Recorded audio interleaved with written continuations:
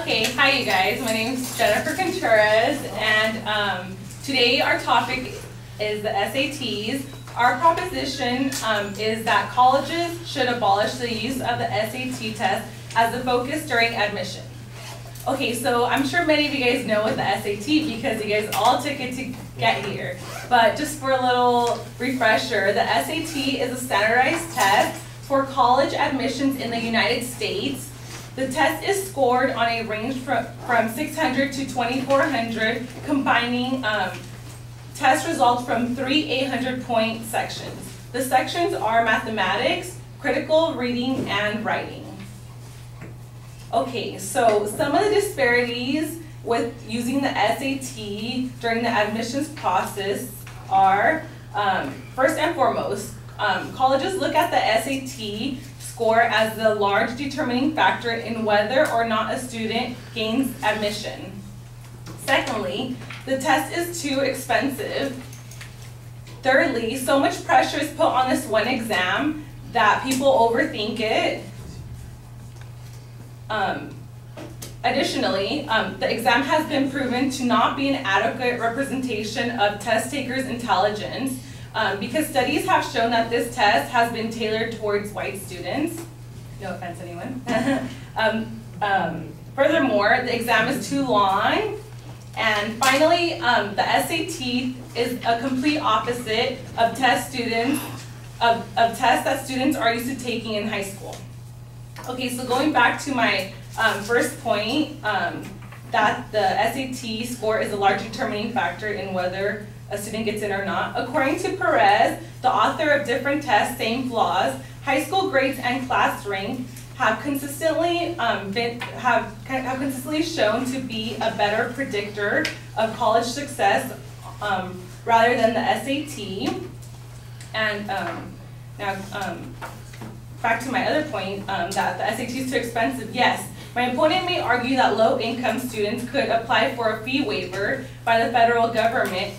That is true. However, when a student takes the test several times in order to improve their score, the fees would have to come out of their pocket. And although a student may qualify for the fee waiver for the test, there are still other costs associated with the SAT.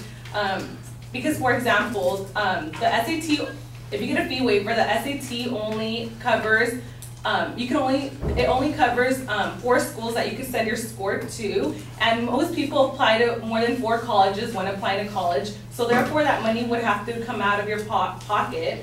And according to Walpole, in a study from 2005, out of 227 minority students, 40% of the students said they had to take the test more than once.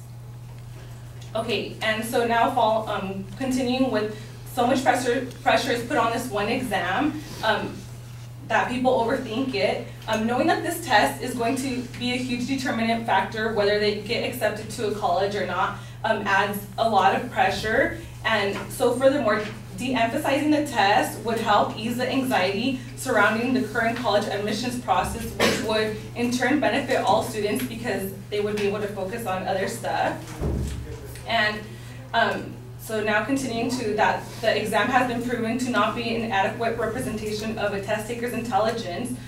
In 2005, Walpole showed that African Americans and Latino students have lower scores on standardized tests because cultural bias is inherited in the test. The scholars define cultural bias as test questions, particularly on the SAT, which are targeted towards white students for them to understand it better. And now going to some other points on how the exam is too long. Currently the SAT is about 4 hours long, which is very time consuming, and it's also hard to stay focused for 4 hours on this one test, even though you're given like 5-minute breaks. And the time spent preparing for this test and studying could be spent on learning actual coursework material.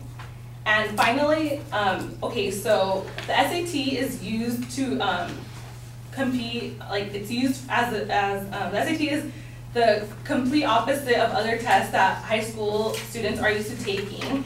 Because in high school, when you take tests, you either get points for correct answers or you don't, and if you don't get a correct answer, you don't get points at all. But with the SAT, you either get points for the correct answers, but if you get, the difference is if you get a incorrect answer, you get points deducted from your whole score. So, and with having limited time towards the end of the exam, students usually become discouraged and from continuing on making educated guesses. So knowing that incorrect guesses will cost them and deduct them points, they get like all jumbled up.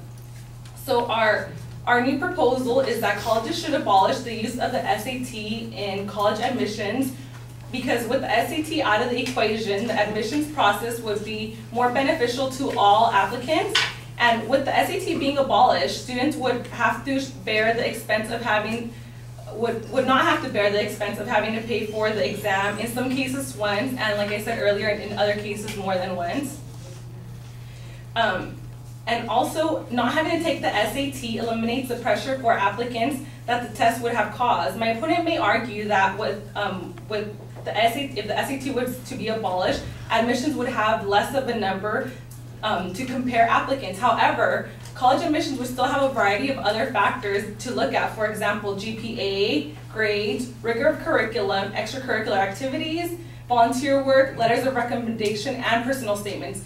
This would also include Cal State, because as we know now, personal statements aren't required for privates or UCs, but if they changed it, then they could make them a requirement.